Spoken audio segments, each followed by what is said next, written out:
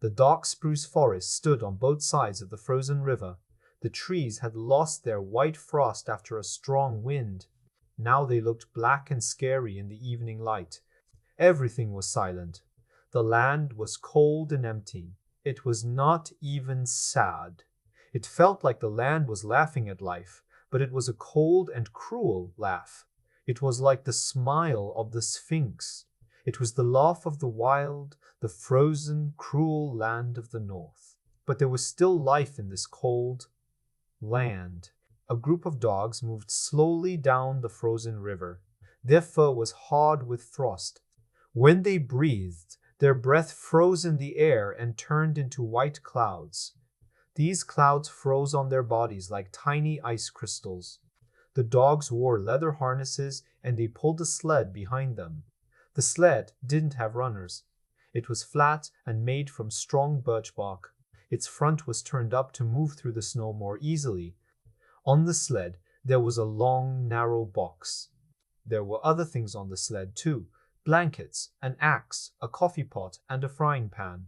But the big box took the most space. In front of the dogs, a man walked with snowshoes. Another man walked behind the sled. Inside the box on the sled was a third man. He was dead. The wild had beaten him. He would never move again.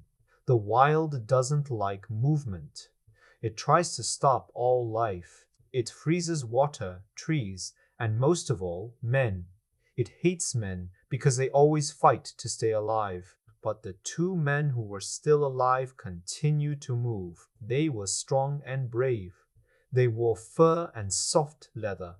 Their faces were covered with frost and looked like ghost masks. They looked like undertakers at a ghost's funeral. But they were alive.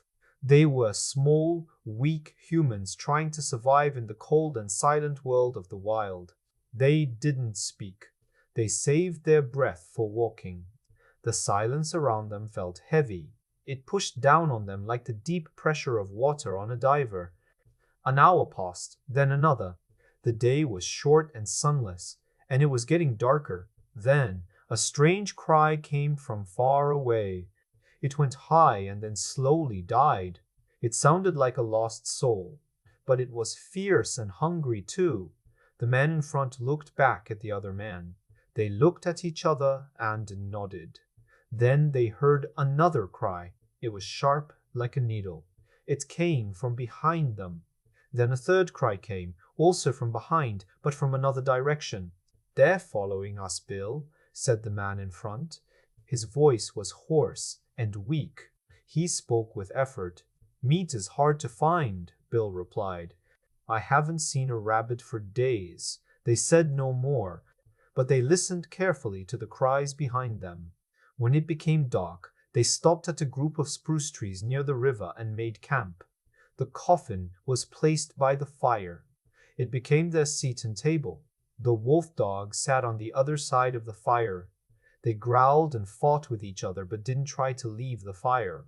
"They're staying very close," Bill said. Henry, the other man, was making coffee. He nodded but didn't speak until he sat down on the coffin. "They know it's safe here," he said. "They'd rather eat food than become food." "I'm not so sure." Henry looked at him. "You always said they were smart." Bill started eating slowly and said, "Henry, I gave out 6 fish, 1 for each dog, but one dog didn't get a fish, so I gave him another one later." "We have 6 dogs," said Henry. "Yes," Bill answered, "but 7 dogs took fish. One ear didn't get his fish the first time." Henry looked at the dogs. "There are only 6 now," he said. "I saw the other one run away," Bill said calmly. "I counted 7. Henry looked at him with worry. "I'll be glad when this trip is over." "What do you mean?" Bill asked. "I mean, this trip is making you nervous." "You're seeing things." "I thought of that," Bill answered seriously. "So I looked at the snow and saw tracks. Then I counted the dogs again. Only 6. Henry didn't answer. He finished eating, drank his coffee, and wiped his mouth. So, you think it was? He pointed to the sound of a far cry in the darkness. One of them, Bill nodded. The cries continued. The dogs were scared. They stayed close to the fire, so close that their fur was burning. Bill put more wood on the fire and lit his pipe. You look a bit down, Henry, he said. I was thinking, he said slowly, so that the man in the box is luckier than us. He pointed to the box with his thumb. When we die, Henry, we'll be lucky if we get enough rocks to keep the dogs away from us. Henry said, we can't pay for long funerals. What I don't understand, Bill said, is why a man like him, rich and safe in his home, comes to this frozen land. He could have lived a long life. He should have stayed home, Henry agreed. Bill was going to say something, but he stopped. He pointed into the darkness. There was nothing to see, only pairs of glowing eyes. Another pair appeared. Then a third. Sometimes the eyes moved or disappeared and came back. The dogs became very scared. They ran to the fire and stayed close to the men. One dog touched the fire and screamed as its fur burned. The smell of burnt fur filled the air. The eyes moved back a little but didn't go far. It's bad luck to be out of bullets, said Bill. He and Henry laid out the blankets and furs. Henry asked, how many bullets do you have? 3, Bill answered. I wish I had 300. I'd show them who's boss. He looked at the eyes and shook his fist. I also wish this cold would stop.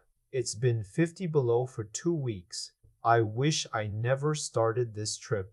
I don't feel good about it. I want it to be over. I wish we were back in Fort McGurry, sitting by the fire and playing cards. Henry grunted and got into the blankets. As he was falling asleep, Bill spoke again. Henry, that other animal that came in and got a fish, why didn't the dogs attack it? You're worrying too much. Henry said sleepily, just go to sleep. You'll feel better in the morning. They slept under one big blanket. The fire got smaller. The glowing eyes came closer again. The dogs stayed together, sometimes growling when the eyes came near. The dogs made a loud noise, and Bill woke up. He quietly added more wood to the fire. The eyes moved back. He looked at the dogs and counted them. Then he returned to the blankets. Henry, he whispered. Henry, what now? Henry groaned. Nothing. Just, there are 7 dogs again. I counted. Henry gave a sleepy grunt and went back to sleep. In the morning, Henry woke up first. It was 6 o'clock, still dark. He made breakfast. Bill rolled the blankets and packed the sled.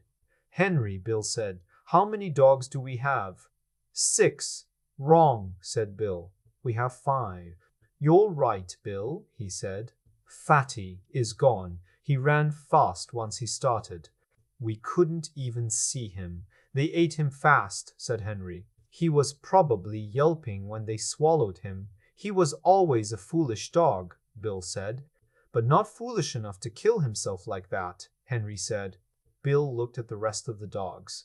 Des, I bet none of the others would do that. They won't leave the fire even with a stick, Henry agreed. I always thought there was something wrong with Fatty, Bill said. And that was all they said about the dead dog on the Northland Trail. It was more than what many men or dogs ever got.